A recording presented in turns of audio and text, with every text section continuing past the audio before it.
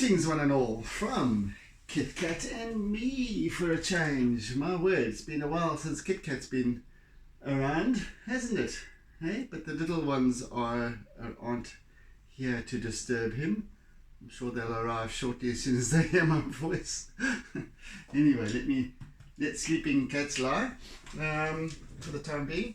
So, another week, another artwork, and this time we are back to a little landscape again in portrait fashion. So we are going to be tackling a farm scene, a field, a meadow on a farm up in the Dargle Valley in the KwaZulu-Natal Midlands, and that I visited recently, my favorite place in the world. Yeah, so these very dry, wintry, weeping, what the hell are they called again? I'll keep wanting to say weeping willows, but they're not. Man, I've forgotten. Let me start, it'll come to me, I promise. Oh dear me, how silly. Was it weeping birches? My goodness, why have I forgotten this all of a sudden? How crazy is that? How very crazy is that? Anyway, so today what I want to do is establish not so much the composition. I have already created the composition in a sketch that I have to one side here. And weeping wattles, goodness me, I knew it was a double W, not willow, wattles. So yeah, who would have known that wattles could weep as well? Obviously that's because of their particular makeup, that they have these long, very long thin branches that reach up and out, and then obviously when they become laden with leaves and whatnot, then they droop down, hence the weeping. So what I want to actually establish today, or this morning, is the sky, pretty much. So I'm going to set about that. We're going to be going through a lot of blue, to put it mildly. So yeah, anyway, let's just take that down a little bit more, a little bit further down to about there.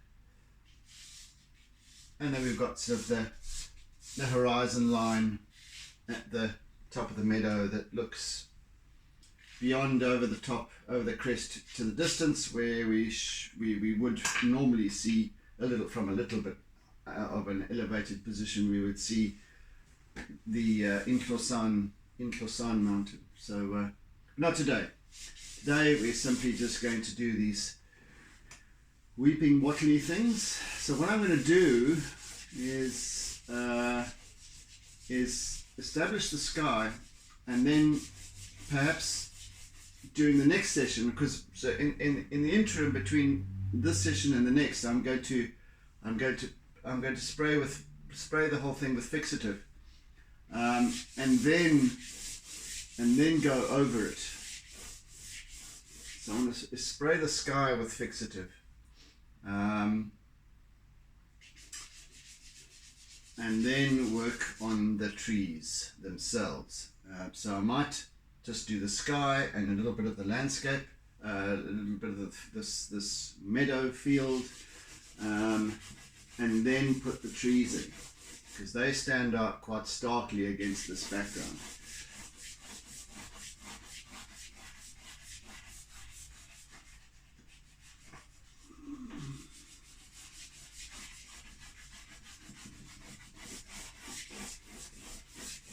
Also just working in this sort of fan fashion.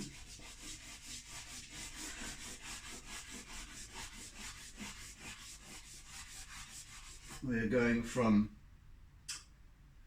this pale blue is just a basis, and then I'll be bringing in some lilac, more lilac-y, cyan, deeper blue at the top through to white at the bottom corner here. Just kind of giving that sort of late afternoon light as we look almost towards the setting sun, but that it just catches. So in other words, the viewpoint that here is looking sort of towards the sort of I'd say west southwest almost.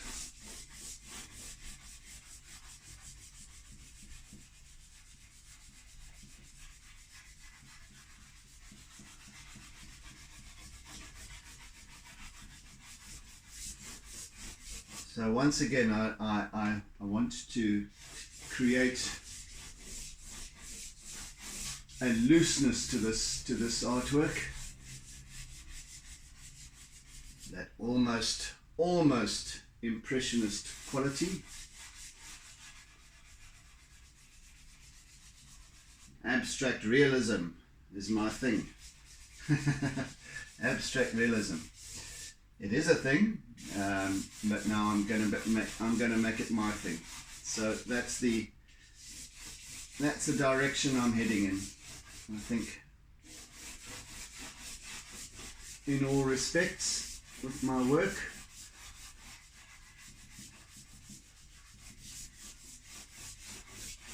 Just taking that realistic essence of a typical scene, a typical landscape, or a seascape, or whatever it might be, and just bring in that slightly abstracted quality to it.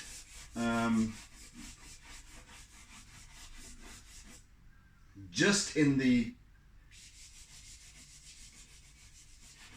purely in the treatment of it, in the technique and what have you, but not necessarily throughout. In other words, just observing my own style and what have you. So, and I'm very much attracted to this, leaving some to the imagination. So in other words, not depicting my scenes absolutely, just leaving some line work, marks, enough to capture the imagination, so that the viewer, the observer, completes the story. So hence the abstract realism.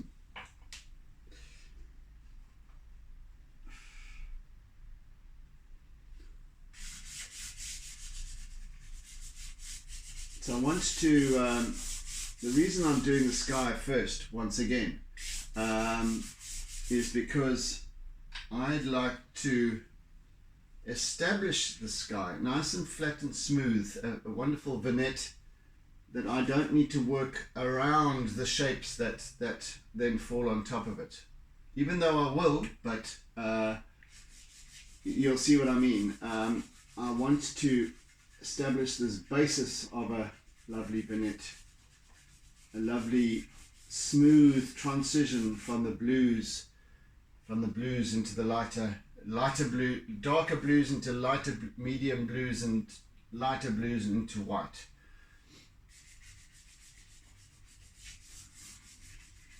If you know what I mean.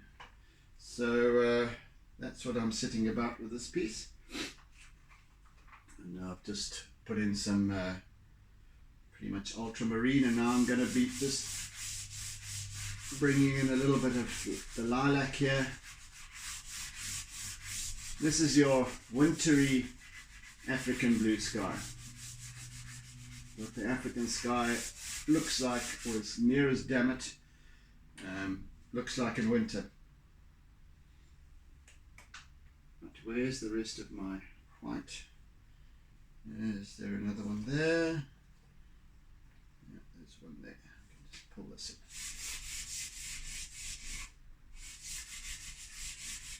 And then the other shapes I'll work on top of this. So the other shapes start over here, end up over here, filling this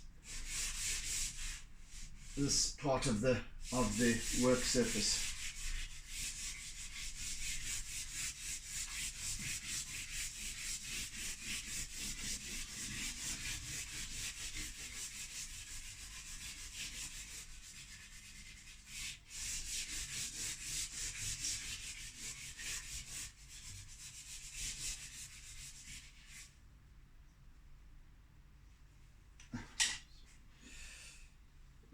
Drop out.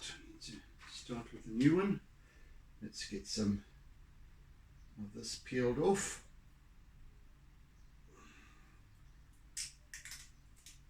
There we go.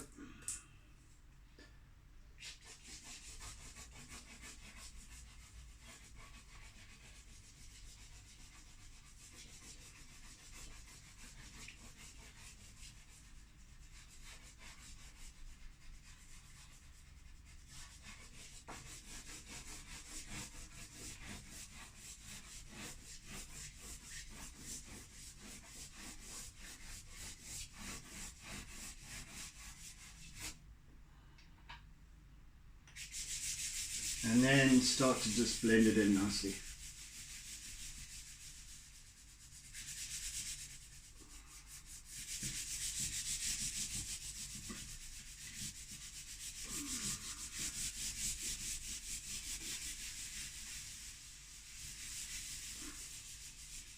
And Kit Kat's back. Hello, my boy. Hello, my boy. So I want this to now fully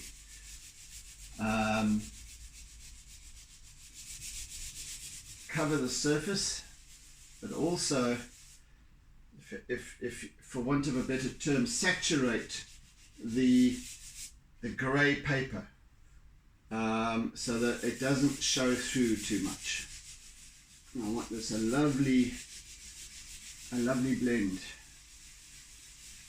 That's why I'm using these now circular motions. I've done the kind of the gist of the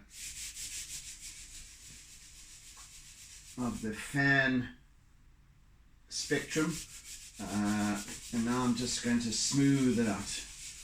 And for that, I don't want to lose any of the chalk, at least any of the pastel off the page. So I'm not using a brush or a SpongeBob tool or any one of these to create this blend. I want to keep that, because what those do is that they tend to be abrasive, and they take off a lot of the charcoal and pastel. So I'm just trying to rub it in here.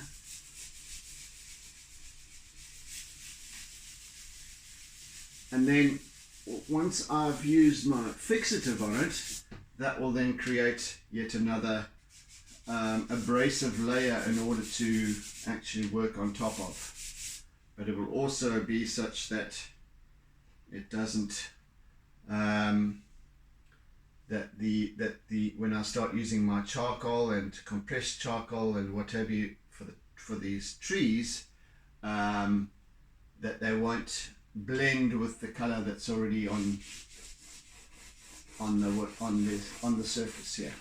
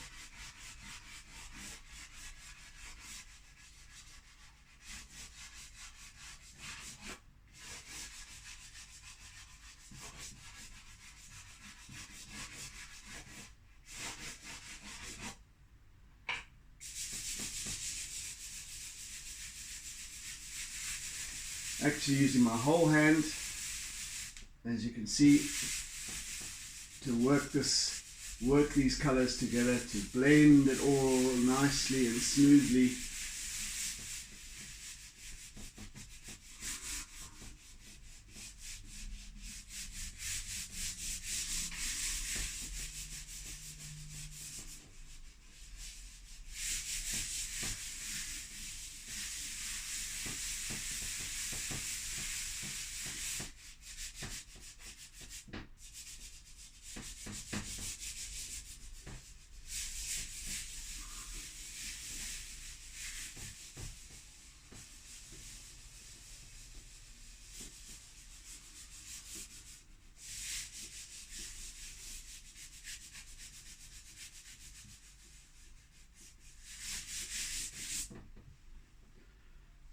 And then bring in some more of the slightly deeper blues, etc.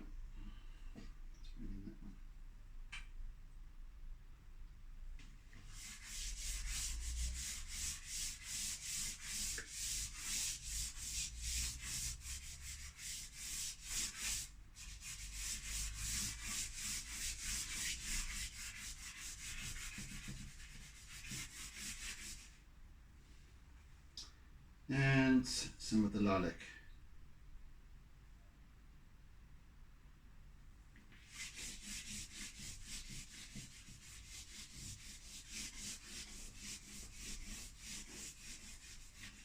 Oopsie.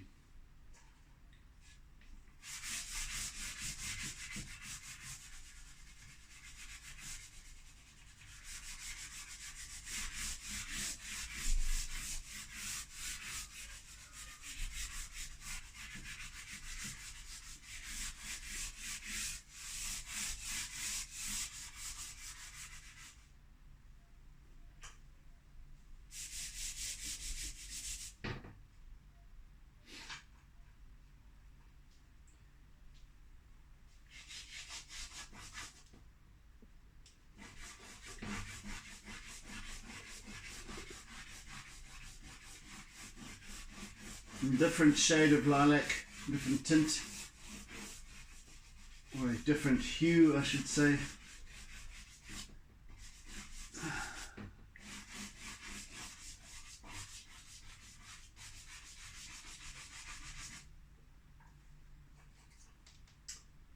Hey, my Kit Kat, what's up, Bobby? Where is this ending of this thing? Gosh.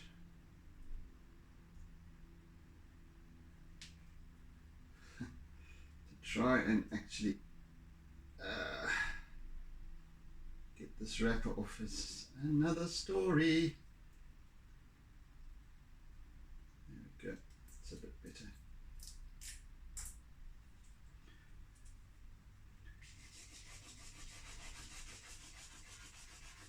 And incidentally, I want to dedicate this session at least to little Emily, my girlfriend Wendy's granddaughter in Brisbane, who's only 3 months old, and she's in hospital suffering from not only from COVID but also from a respiratory virus that is particularly virulent in infants, as well as bronchitis. So she's hanging in at this point, but yeah, sending a prayer out to her. This is little Emily in Brisbane, daughter of Sean and Tertia. So sparing them a thought today, all of them, the whole family, for her speedy recovery and well-being.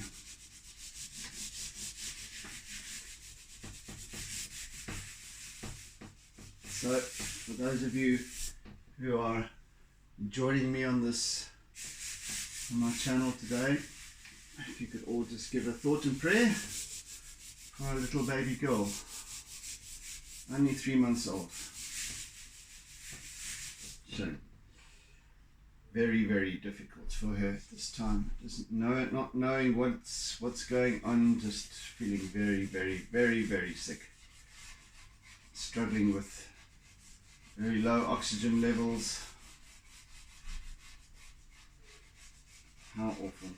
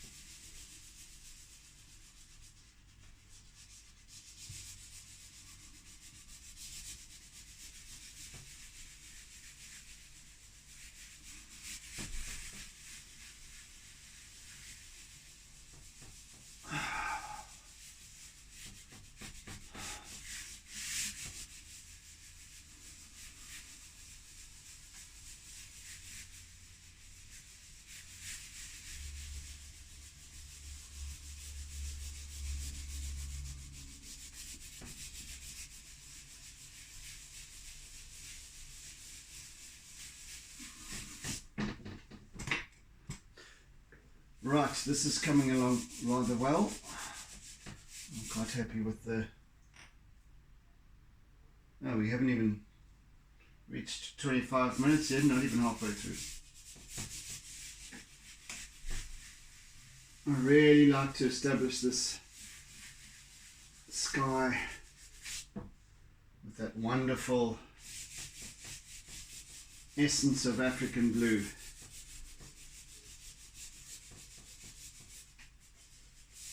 Washed out a little bit during the winter time, but still holds that particular blue essence that is obviously a mixture of many different hues of blues, but yeah, bring in some more lilac as well into that.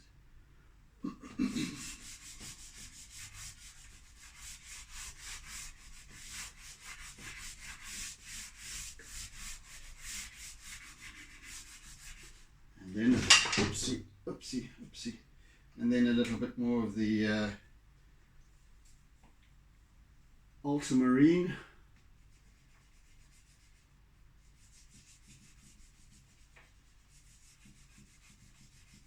Or whatever one would call this. I'm not a fundy on specific names of colours and all of that stuff. I just call it what I think it is, what it feels like to me in the moment.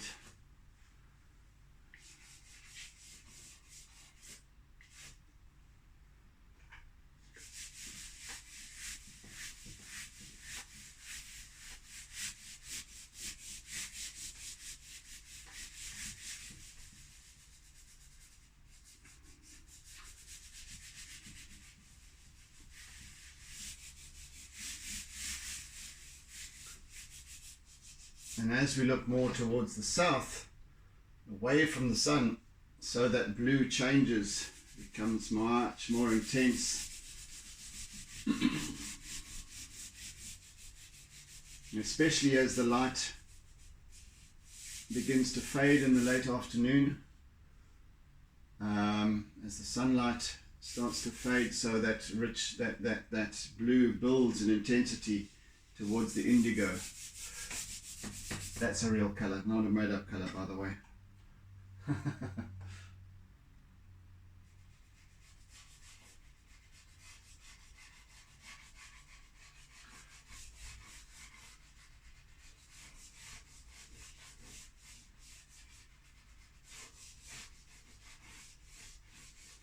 And as always, I'm looking to feel the feel the atmosphere, feel the climate, feel the cold chill in the air, and reflects and hopefully reflects in my rendering.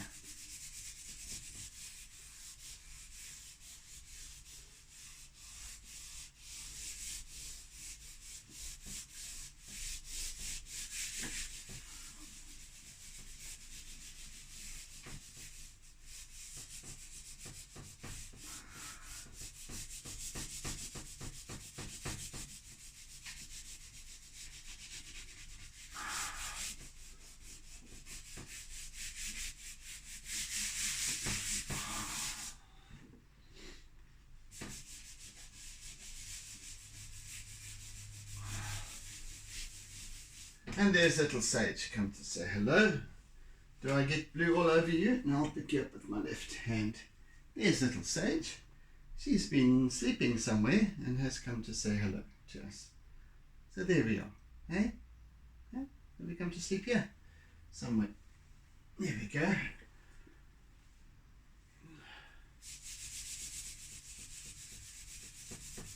Right. Now for some foreground, and let's see if I can find charcoal, piece of charcoal, new piece of charcoal that needs to come out now.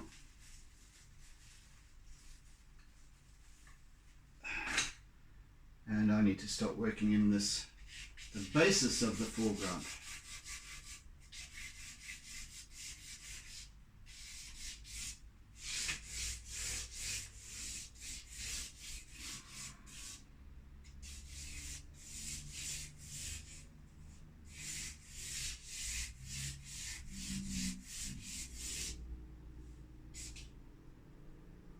That's just a bus, I think, going by.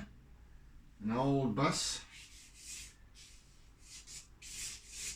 Let me just bring this up here so that it sits on top.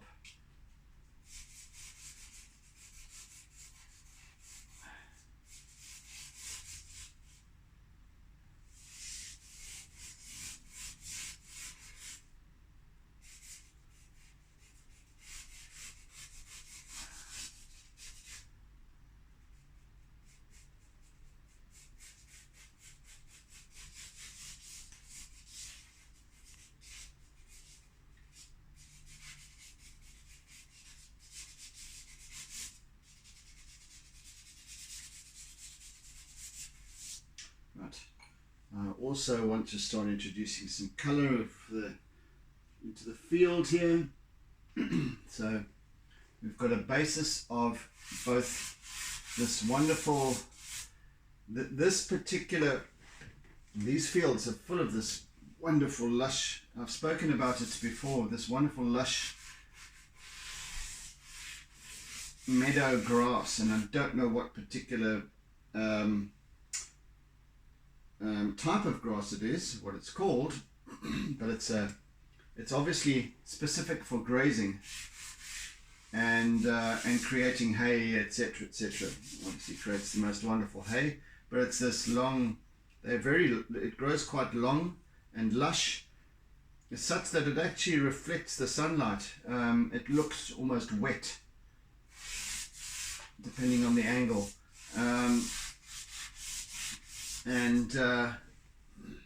So you get these wonderful, especially in the late afternoon, you get the late afternoon sun, and then this wonderful vibrant green of this lush grass that still hasn't even, I think yesterday was the first day of winter in the southern hemisphere, and it still hasn't lost its luster, but it will turn yellow, but nevertheless it will still remain wonderfully soft and spongy, perfect for grazing throughout the winter months.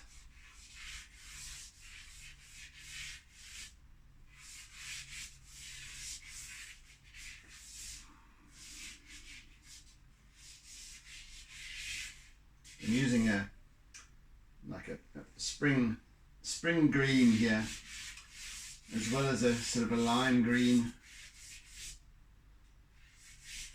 A number of greens actually I'm going to be introducing here. Darkening towards the bottom, and some yellows and marigolds and ochres and what have you as well, just to give that wonderful lushness, as well as the undulation of the field. It's not a smooth lawn that's been perfectly mowed.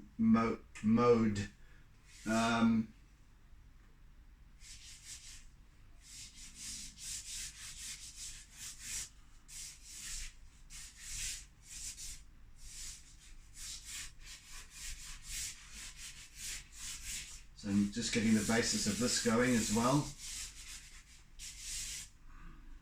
Let's bring in some yellows now, more of a mustard yellow. Actually, I'll just use this little stub for now, just to get that going as well.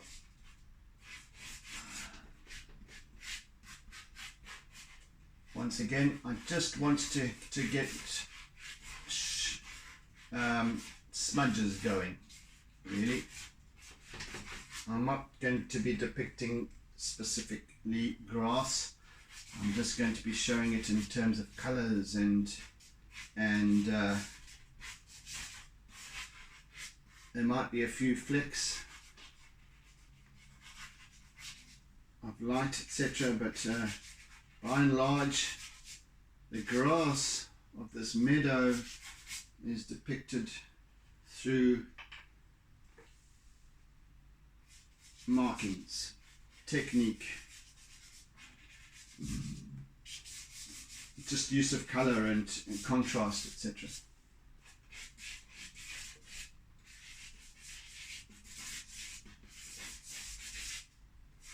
I'm using this sort of lime yellow.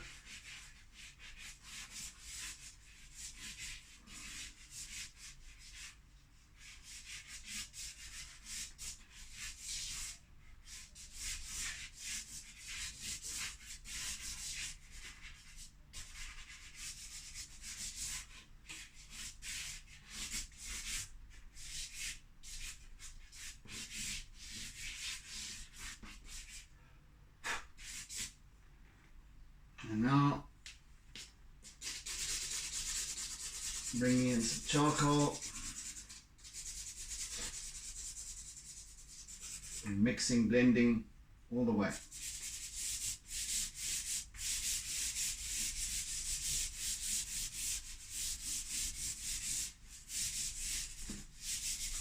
Just intensifying this, both the color and the contrast as I go. And this, of course, I will use fixative on as well, the whole page, and then work over that with more color. So here we're just creating a foundation of color. That's color and contrast.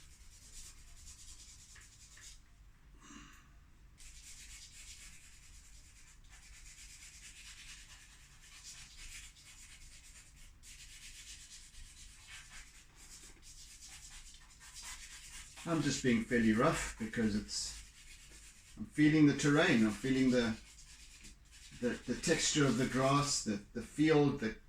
I mean, it's these fields are not smooth as one would have a lawn in a golf estate. They're very, very rough, trodden with countless hooves.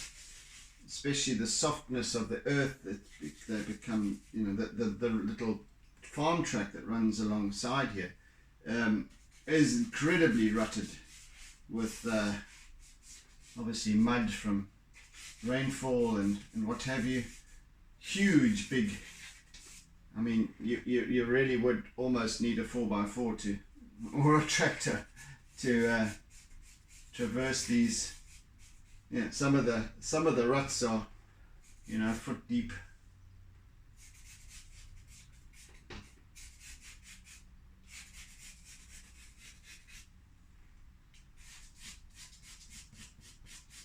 So yes, I'm simply depicting a feeling of the essence of this field, with all its colors, the textures,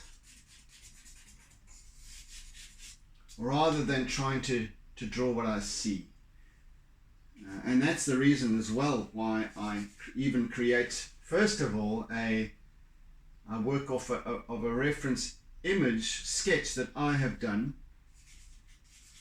that is very, very graphic and very basic, just to give the colors and what have you,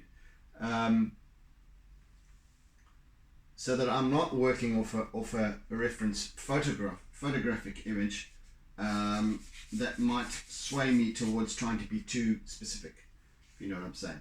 Yeah, anyway, that's just how it is now. Idea for time. Golly.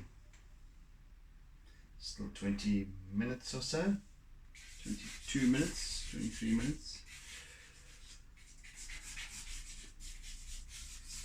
Yes, I'm feeling what it's like to stand here and look at this. Look at the scene.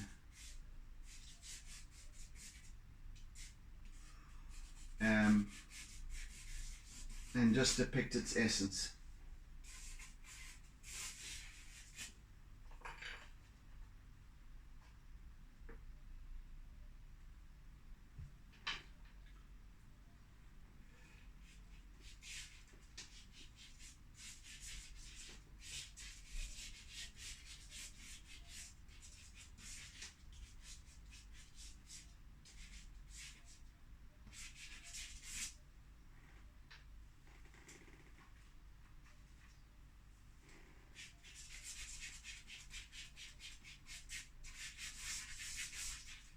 So I try rather to emulate the reference image that I've done, which is lovely and rough and expressive because of its diminutive size, and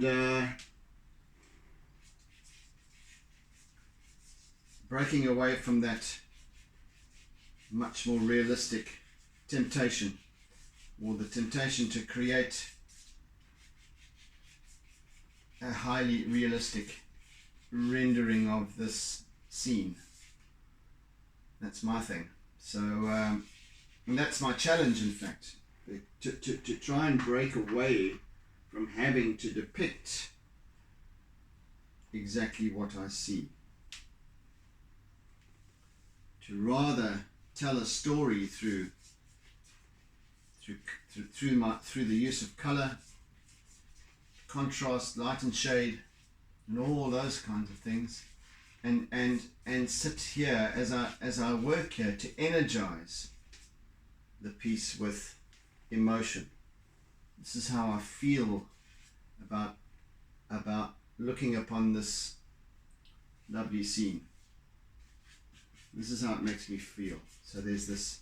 So now, just almost unconsciously, because I'm trying to feel it,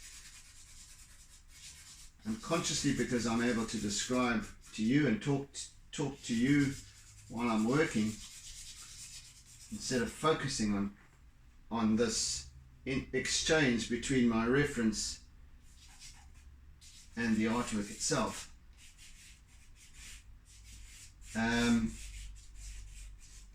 It then creates itself. The artwork does.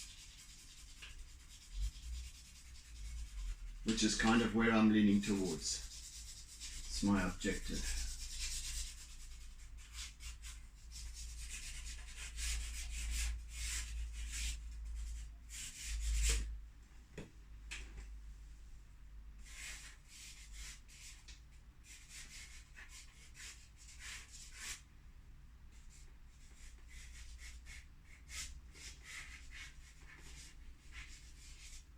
So, Wendy and I visited my friends Barry and Rose at Oak Tree Cottage up the Dargle Valley, and then on Saturday this Saturday past, and then afterwards, well, later on in the afternoon before we left, Winnie and I took a walk down to the little Dargle River, which is Dargle Stream. Oh yay, there's the neighbours with their wonderful alarm. And this on our walk through the farmlands down to the river, this was the scene along the way. This was the scenery surrounding us. And this is a dairy farm, incidentally. Not that it's noticeable, but these are the grazing lands for the dairy cattle.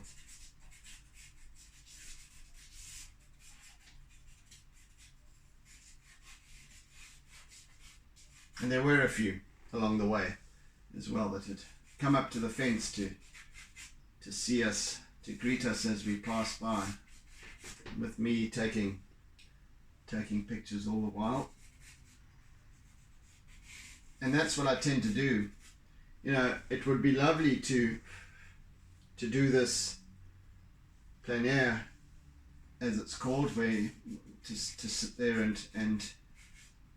and depict the scene live on site, which one day I shall most definitely do. But when you have limited time, all you do is take some pictures, and I take a lot of pictures, and then look at those and then work it from there. You know, work up a reference image, and there's going to be a few more pieces, just by the way, that'll come from this particular visit. I'm happy to say, offered up some lovely imagery, as it always does anyway, but whether I'm taking pictures or not.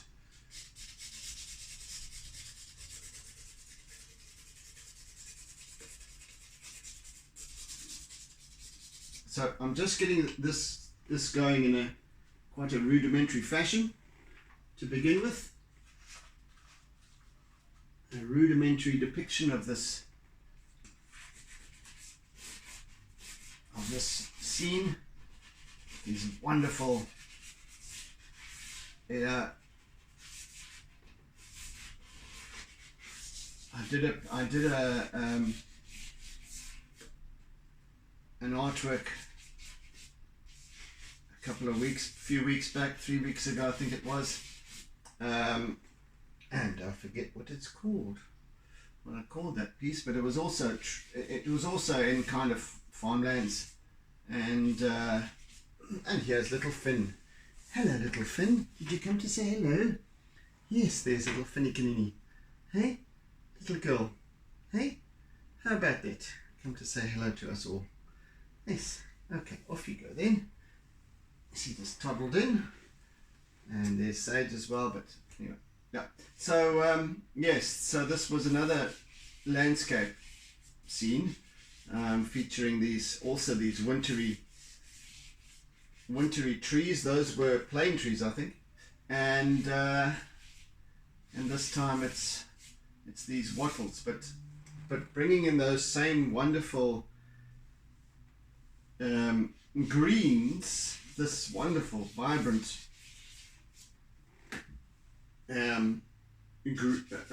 sort of almost electric green, luminous almost, and yellow, and the lime yellow, which is provide a wonderful combination together, because they give that kind of an iciness. Even though they're very, very vibrant colors, they produce that almost a chill, like that, if you know what I mean, like that peppermint cold essence, so that there's no mistaking, in a way, that this is winter and not spring. even though these are kind of pretty much spring-like colours if you think about it, but not in this instance. And of course, once I've begun to depict these very dry, stark trees, that also will cement the feeling of winter into this whole piece.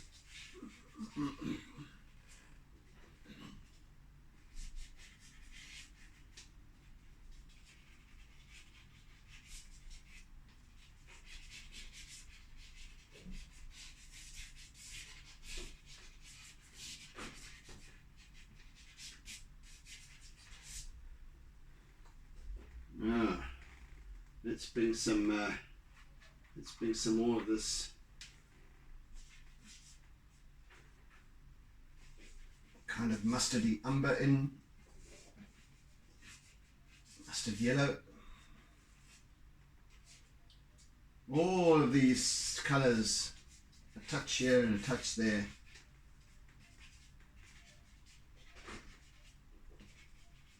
Sage, stop that, whatever you're doing.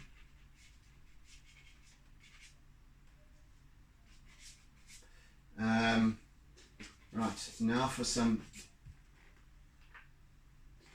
what was I going to, some of this marigold, just to bring in those wonderful, and I'll bring much more in later on. So, there's this, oh, it's you, little naughty.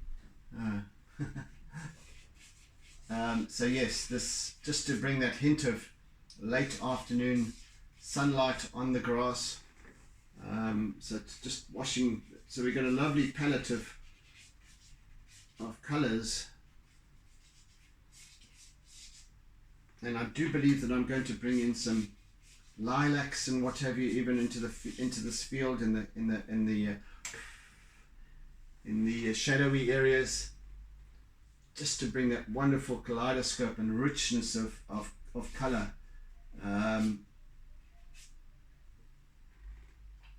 Depicting this scene.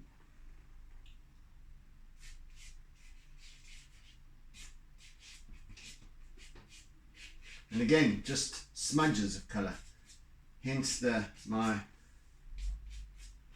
desire to move towards the impressionist influence.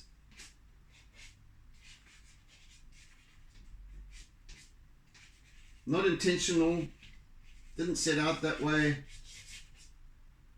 but I think someone on my Instagram page for the last piece did comment that it was somewhat Hockney-ish, not hackneyed, Hockney-ish, which kind of is always in the back of my mind, because I really, really adore David Hockney's work, very much so. So there's definitely an influence, but it's not an intentional influence. But I think that the particular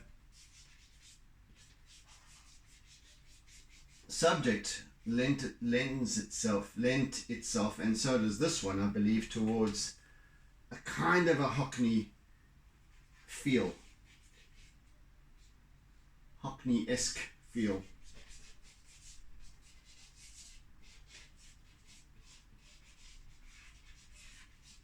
I don't think he's even an impressionist, but his work is very loose and stylized, almost to the, ooh, I hate to use that word actually, but yes, wonderful work.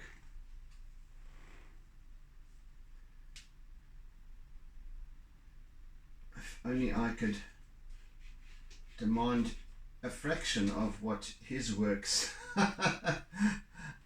fetch.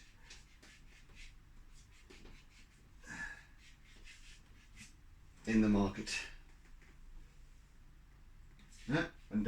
One day, never say never ever.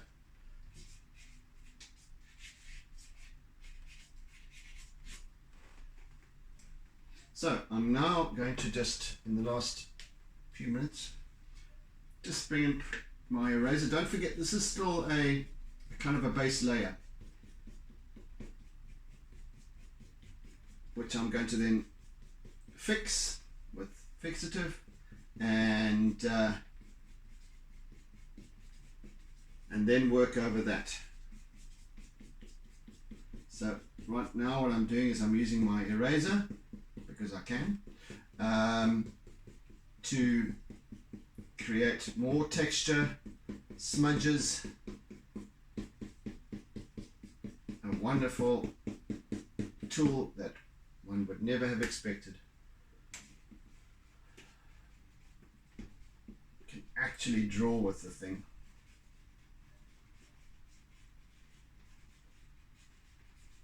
Yeah, some of these things, this is why I believe as an artist one needs to really let go of, and perhaps these are things that are taught to one at art school, you know, fine art school, that I didn't have, not having done art at school nor at college.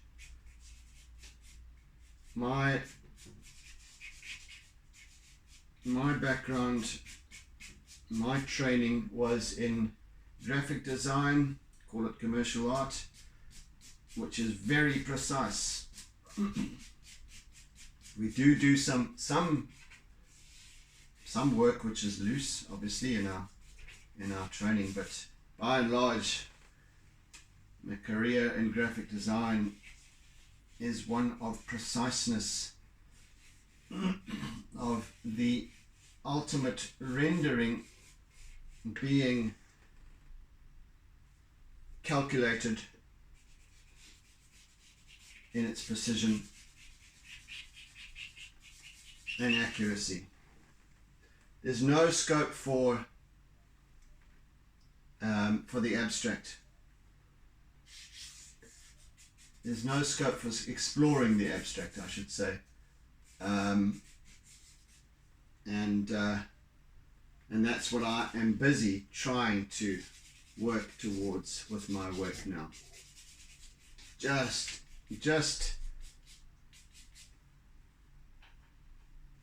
visiting a sense of abstract expression, or just the looseness, at least, if not necessarily abstract, whatever you want to call it, but I'm just trying to observe how, with letting go, allows for far more expression, far more language into my work that perhaps wasn't there before. So there's more of a story in the unfolding of my pieces than there would have been had I simply continued to observe the practices of graphic design or commercial art. Others make a wonderful style from their work in that way, and it's very much a choice. I am drawn towards this form of expression, very, very much drawn towards it. So there we have it. That's my plan. Well, that's my letting go plan.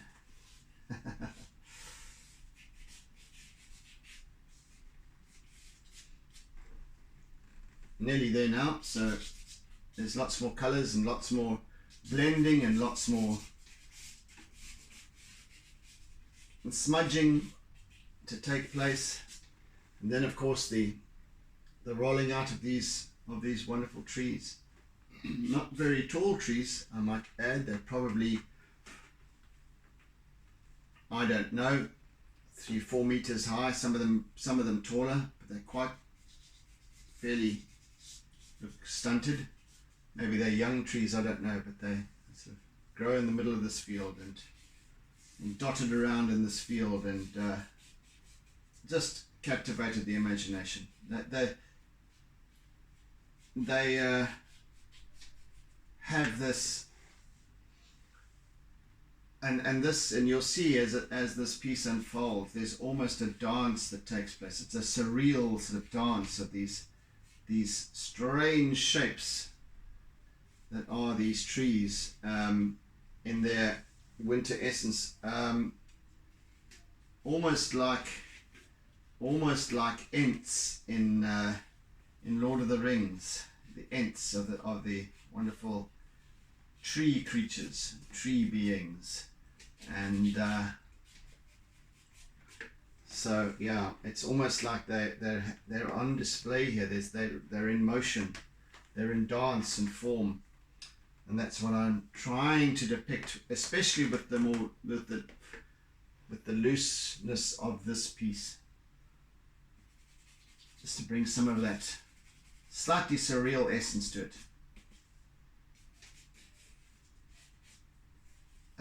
I love, well, depicting dead trees sometimes, as well as the living dead.